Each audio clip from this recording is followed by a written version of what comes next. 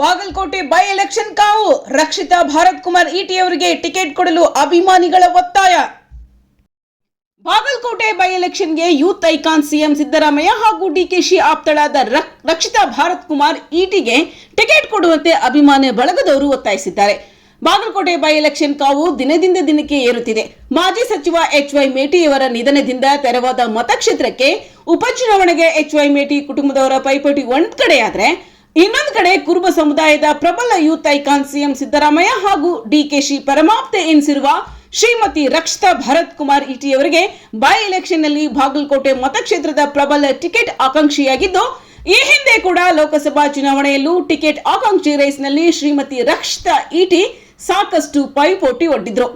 ಈಗಲೂ ಟಿಕೆಟ್ ಆಕಾಂಕ್ಷಿ ಅಂತ ಬಂದಾಗ ರೇಸ್ನಲ್ಲಿ ಶ್ರೀಮತಿ ರಕ್ಷಿತಾ ಭಾರತ್ ಕುಮಾರ್ ಇಟಿ ಅವರು ಪ್ರಬಲ ಟಿಕೆಟ್ ಆಕಾಂಕ್ಷಿ ಎನ್ನುವುದು ಗೊತ್ತಿರುವ ವಿಚಾರ.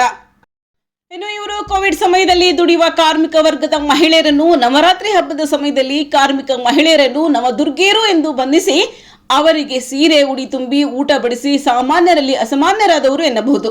ಇನ್ನು ಶಾಲಾ ಮಕ್ಕಳಿಗೆ ಉಚಿತವಾಗಿ ಪಠ್ಯ ಪುಸ್ತಕಗಳನ್ನು ವಿತರಿಸಿದ್ದು ಶಾಲಾ ಮಕ್ಕಳ ಬಗ್ಗೆ ಒಲವನ್ನು ತೋರಿಸುತ್ತದೆ. ಇದರಂತೆ ಧಾರ್ಮಿಕ ಕಾರ್ಯಕ್ರಮಗಳಲ್ಲಿ, ದೇವಸ್ಥಾನಗಳ ಜೀರ್ಣೋದ್ಧಾರಕ್ಕಾಗಿ ಆರ್ಥಿಕ ಸಹಾಯ ಸೇರಿದಂತೆ ಕೋವಿಡ್ ಸಮಯದಲ್ಲಿ ಸಾರ್ವಜನಿಕರಿಗೆ ಕಿಟ್ಗಳನ್ನು ವಿತರಿಸಿ ಮಾನವೀಯ ಮೌಲ್ಯವನ್ನು ಮೆರೆದಿದ್ದಾರೆ ಎನ್ನಬಹುದು. ಸಾಕಷ್ಟು ಸಮಾಜಮುಖಿ ಕೆಲಸಗಳಲ್ಲಿ ತೊಡಗಿಕೊಂಡು ಬಂದಿರುವ ಬಾಗಲಕೋಟೆ ಜಿಲ್ಲೆಯ ಮನೆಮಗಳು ಎಂದೇ ಕರೆಯುವ ಶ್ರೀಮತಿ ರಕ್ಷಿತಾ ಭಾರತ್ ಕುಮಾರ್ ಇಟಿ ಅವರು ಅಪಾರ ಅಭಿಮಾನಿ ಬಳಗ ಹೊಂದಿದ್ದು, ಅವರ ಅಭಿಮಾನಿಗಳ ಬಳಗದವರು ಶ್ರೀಮತಿ ರಕ್ಷಿತಾ ಇಟಿ ಅವರಿಗೆ ಟಿಕೆಟ್ ಕೊಡಬೇಕೆಂದು ಆಗ್ರಹ ಪಡಿಸಿದ್ದಾರೆ. ವರದಿ ರಾಜೇಶ್ ಎಸ್ ದೇಸಾಯಿ, ಉತ್ತರ ಕರ್ನಾಟಕ.